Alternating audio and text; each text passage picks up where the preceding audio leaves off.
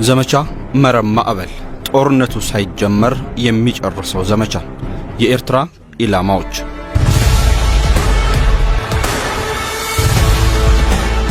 በዘመናዊው የጦርነት ዓለም ጠላት እጁን ሳይዘረጋም ወታደራዊ አቅሙንም ሳያሳይ በሰዓታት ውስጥ አስደማሚ ምቶች አስቀድሞ ከጨዋታ ውጭ የሆነባቸው አጋጣሚዎችን ተመልክተናል። በ1967 የአረብ እስራኤል ጦርነት የእስራኤል አየር ኃይል በግብጽ ጦር አውሮፕላኖችና ወታደራዊ መሠረተ ልማቶች ላይ ያደረሰው የጥቂት ሰዓታት ጥቃት ውጊያው በቅጡ እንኳን ሳይጀመር እስራኤል የግብጽን የመዋጋት አቅም ሙሉ ለሙሉ ያሽመደመደችበት እንደነበር ይታወሳል። በኢራቅ ጦርነት ወቅትም የአሜሪካ ጦር የእግረኛ ሰራዊቱን ወደ ኢራቅ ከማስገባቱ አስቀድሞ ያደረገው አስደማሚ የአየር ላይ ድብደባ የኢራቅን ጦር አዳክሞ በጥቂት ቀናት ውስጥ አሜሪካ እንድትቆጣጠር አድርጓታል። በአሁኑ ጊዜም ታዲያ እጅግ የዘመኑ የጦር መሳሪያዎችን የታጠቀው የኢትዮጵያ ጦር ሰራዊት በጥቂት ሰዓታት የአየር ድብደባ ጦርነቱ ሳይጀመር የኤርትራን የመዋጋት አቅም ከጥቅም ውጪ የማድረግ ዕድሉ እየሰፋ ነው። ሰላም ጤና ይስጥልን የተከበራችሁ የሰሞነኛ ቤተሰቦች እንደምን አላችሁ? አይበለውና ኢትዮጵያና ኤርትራም ወደ ቀጥተኛ ጦርነት ቢገቡ ከላይ እንዳነሳናቸው አሜሪካና እስራኤል ሁሉ የኢትዮጵያ ጦርም አስቀድሞ በሚወስደው ድንገተኛ ጥቃት የኤርትራን ጦር ከጥቅም ውጪ ማድረግ ይችላል። ለመሆኑ የትኛዎቹ ስፍራዎች የኢትዮጵያ ጦር የጥቃት ኢላማ ሊሆኑ ይችላሉ? በዛሬው ጥንቅራችን የኢትዮጵያ ጦር ኢላማ ሊያደርጋቸው የሚችላቸውን 10 የኤርትራ ወታደራዊ መንደሮች፣ የሎጂስቲክ ተቋማት፣ የአየር ኃይል ቤዞችና ሌሎችም ስፍራዎችን እንመለከታለን። እስከ ፍጻሜው አብራችሁን ቆዩ። አዲስ አበባ ውስጥ ያውን ብዙዎች ለመኖሪያ ሆነ ለኢንቨስትመንት ተመራጭ ባደረጉት ለቡ መብራት ኃይል ቅንጡ አፓርትመንቶችን እጅግ በተመጣጣኝ ዋጋ ለመግዛት ያሰባችሁ ስልክ ለመያዝ ተዘጋጁ። የመዋኛ ገንዳ፣ ጂምናዚየም፣ ቤተ መጻሕፍ፣ የልጆች መጫወቻ፣ የመኪና ማቆሚያ፣ ራታቸውን የጠበቁ 4 ሊፍቶች፣ የኤሌክትሪክ መኪና ቻርጅ ስቴሽንን ያሟላ ዘመናዊ መንደር ውስጥ ለልጅ ልጅ የሚተላለፍ ቋሚ ቅርስን የያዙ በአረንጓዴ ስፍራ በተከበበው ዘመናዊ መንደራችን ውስጥ ማራኪ እይታ ያላቸውን ቤቶች የያዘውን የመጨረሻውን ብሎክ ለሽያጭ አቅርበናል። ባለ 1 መኝታ 451 ሺህ ብር፣ ባለ 2 መኝታ 783 ሺህ ብር፣ ባለ 3 መኝታ 908 ሺህ ብር እንዲሁም ባለ 4 መኝታ 1 ሚሊዮን ብር ከፍለው አሁኑኑ ይመዝገቡ።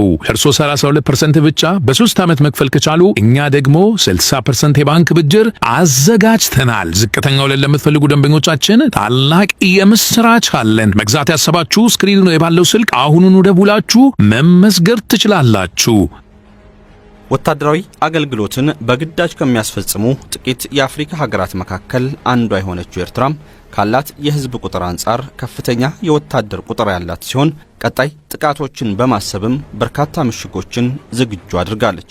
ለጦሯ የምትመድበው በጀትም ካላት ደካማ ኢኮኖሚ አንጻር ከፍተኛ ነው። ኤርትራ ይሄን ሁሉ ታድርግ እንጂ ለጥቃት ተጋላጭ የሆኑ በርካታ ኢላማዎች ያሏት ሲሆን እነዚህ ስፍራዎች ከተጠቁም ከላይ ጀምሮ ታች ድረስ ወታደራዊ ቁመናዋ ሙሉ ለሙሉ ይንኮታኮታል። ከታች ያሉት 10 የኤርትራ ወታደራዊ ኢላማዎች ከሳተላይት በተገኙ ምስሎች በስትራቴጂካዊ ጥናቶችና በስለላ ተቋማት በኩል የተለዩ ናቸው። ለመሆኑ እነዚህ የኤርትራ ወታደራዊ ኢላማዎች የትኞቹ ናቸው? 1. የአስመራ የአየር ኃይል ቤዝ። የኤርትራ ጦር የአየር ኃይል የጀርባ አጥንት። ከአስመራ ከተማ በቅርብ ርቀት ላይ የሚገኘው የአስመራ የአየር ኃይል ቤዝ ኤርትራ የምትተማመንባቸውን ሚግ 29ና ሱ-27 ተዋጊ ጄቶችን የያዘ የአየር ኃይል ቤዝ ነው። እንደ ሱ-35 ያለ ዘመናዊ ተዋጊ ጄት ያላት ኢትዮጵያ የድሮን አቅሟን በመጠቀም በአስመራ የአየር ኃይል ቤዝ ላይ ጥቃትን ብትፈጽም ቀድሞውንም ባረጁ ተዋጊ ጄቶች የሚፋለመው የኤርትራ አየር ኃይል በሰዓታት ውስጥ ከጥቅም ውጭ ይሆናል። ይህ ጥቃት ኢትዮጵያ የአየር የበላይነቱን ሙሉ ለሙሉ በመውሰድ የኤርትራን ሰማይ እንደፈለገችው እንድትዋኝበት ያደርጋታል። የኤርትራ የምድር ጦርም ቢሆን በቀላሉ ለኢትዮጵያ የአየር ኃይል ጥቃቶች ተጋላጭ የመሆን እድሉ ይሰፋል። 2. ምጽዋ የባህር ኃይል ቤዝ። የኤርትራ የባህር ኃይል እስትንፋስ።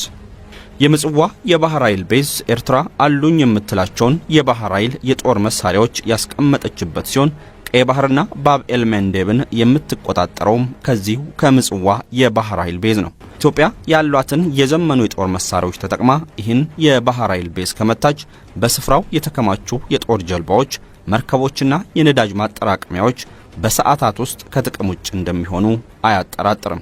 ምጽዋ ተመታ ማለት ደግሞ ኤርትራ በማንኛውም ሁኔታም ከውጭ አገራት የጦር መሳሪያ ማስገባት አትችልም። ከውጭ ያላት ግንኙነትም ሙሉ ለሙሉ ይበጣጠሳል።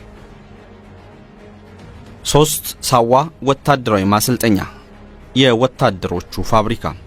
ከኤርትራ ዋና ከተማ አስመራ በስተምዕራብ በኩል የሚገኘው ሳዋ የወታደሮች ማሰልጠኛ ተቋም ኤርትራ ካላት 250 ሺህ ጦር መካከል አብዛኛው በዚህ ማሰልጠኛ ተቋም ውስጥ ያለፈ ነው።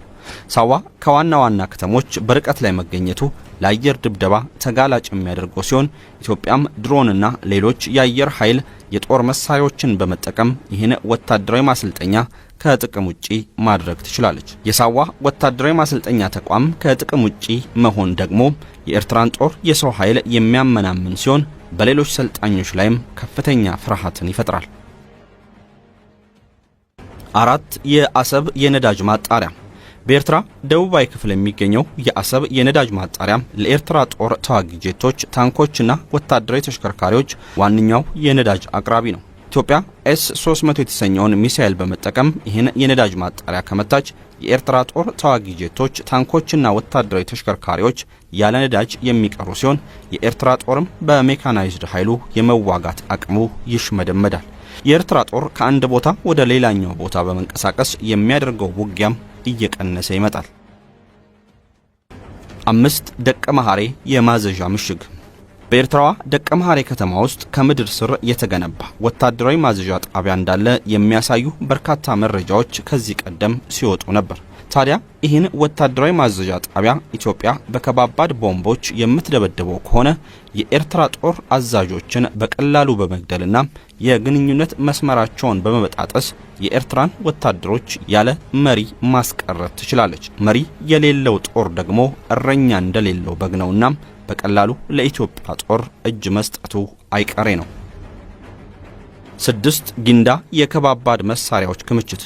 ጊንዳ የጦር መሳሪያ ማከማቻ ስፍራ ሲሆን በውስጡም ኤርትራ አሉኝ የምትላቸውን ቲ55 እና ቲ72 ታንኮችን ይዟል። በትግራዩ ጦርነት ላይ ታንኮችን ለማጋየት ራሳቸው ታንክ ማነፍነፍ የሚችሉ ድሮኖችን የተጠቀመው የኢትዮጵያ ጦር በኤርትራ ውስጥም ተመሳሳዩን ማድረግ ይችላል።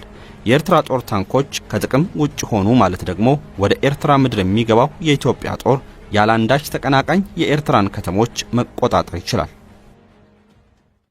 ሂርጊጎ የኤሌክትሪክ ኃይል ማሰራጫ። ሂርጊጎ የኃይል ማሰራጫ ጣቢያ ወደ ዋና ዋና የኤርትራ ከተሞች ኃይልን የሚያሰራጭ ጣቢያ ሲሆን መቀመጫውም በምጽዋ ከተማ ነው። ኢትዮጵያ ይህን የኤሌክትሪክ ኃይል ማሰራጫ በሚሳኤልም ሆነ በሌላ የጦር መሳሪያ ከመታችሁ መላውን ኤርትራን ወደ ጨለማነት መቀየር ትችላለች። በተለይም የኤርትራ ጦር የራዳርና የኮሙኒኬሽን መስመሮች አገልግሎት መስጠት የሚያቆሙ ሲሆን ይህም ለኢትዮጵያ ጦር ይበልጥ ተጋላጭ ያደርጋቸዋል። 8 የናቅፋ የመከላከያ መስመሮች። የናቅፋ ተራራማ ስፍራዎች በርካታ የመከላከያ ምሽጎች ያሉት ሲሆን ውስጥ ለውስጥ በተቆፈሩ ስፍራዎች ውስጥም በርካታ የጦር መሳሪያዎች ተቀብረዋል። ታዲያ የናቅፋ የመከላከያ መስመሮች ተመቱ ማለት አብዛኛውን የኤርትራን ክፍል መቆጣጠር ቀላል ሆነ ማለት ነው። በኤርትራ ጦር ላይም የሚያደርሰው የሞራል ኪሳራ ከፍተኛ እንደሚሆን አያጠራጥርም። 9 ኢምባተክሌ የግንኙነት መስመር። ኢምባተክሌ የግንኙነት መስመር የኤርትራን ጦር የሚያገናኝ መስመር ሲሆን የኤርትራ ጦር የግንኙነት የጀርባ አጥንት ነው ቢባል ማካበድ አይሆንም። ኢትዮጵያ በዚህ ስፍራ ላይ የድሮን ጥቃት ከፈጸመች የኤርትራ ጦር የሳተላይት ግንኙነት ሙሉ ለሙሉ ተቋርጦ የኤርትራ ጦርም በእውር ድንበር መጓዙ አይቀርም። መተግበር ያለባቸው ጥንቃቄዎች። ዘመቻ መረብ ማዕበል የኢትዮጵያን ወታደራዊ አቅም የሚያሳይ ዘመቻ እንደሚሆን የሚገመት ሲሆን እንደ አኪንቺ ድሮን፣ ኤስኤች ሆትዘር እና ኤስ-300 የመሳሰሉ የሚሳኤል ሲስተሞችም አቅማቸውን ያሳያሉ። ከላይ ያነሳናቸውን ዋና ዋና የወታደራዊ ተቋማት በመምታት ኢትዮጵያ የኤርትራን ጦር በሰዓታት ውስጥ ከምድር እስከ ሰማይ ብሎም እስከ ባህር ኃይል ድረስ ማንኮታኮት ትችላለች። በዚህ ጥቃት ውስጥ ግን ኢትዮጵያ ሰላማዊ ዜጎችን ከጥቃት በመጠበቅ የዓለም አቀፉን ሕግጋቶች ባልጣሰ መልኩ ጥቃቶቿን መውሰድ አለባት። ውጤቱ ምን ይሆናል? በትክክለኛው መንገድ ከተተገበረም ዘመቻ መረብ ማዕበል የኤርትራን ጦር በሰዓታት ውስጥ ከጥቅም ውጭ በማድረግ እስራኤል በ1967 በግብጽ ላይ የፈጸመችውን ተግባር ኢትዮጵያም በኤርትራ ላይ መፈጸም ትችላለች። ዘመቻ መረብ ማዕበል የሚያደርሰው ጉዳት የኤርትራን ጦር ከማዳከም አልፎ የምስራቅ አፍሪካ ቀጠናን በአዲስ መልኩ ሊገነባ የሚችል ታላቅ ዘመቻ ነው። ውድ የሰሞንኛ ቤተሰቦች ስለ ዘመቻ መረብ ማዕበል ወደ እናንተ ያደረስነው የዛሬው ቅንብራችን በዚህ ተጠናቋል። ሰናይ ጊዜ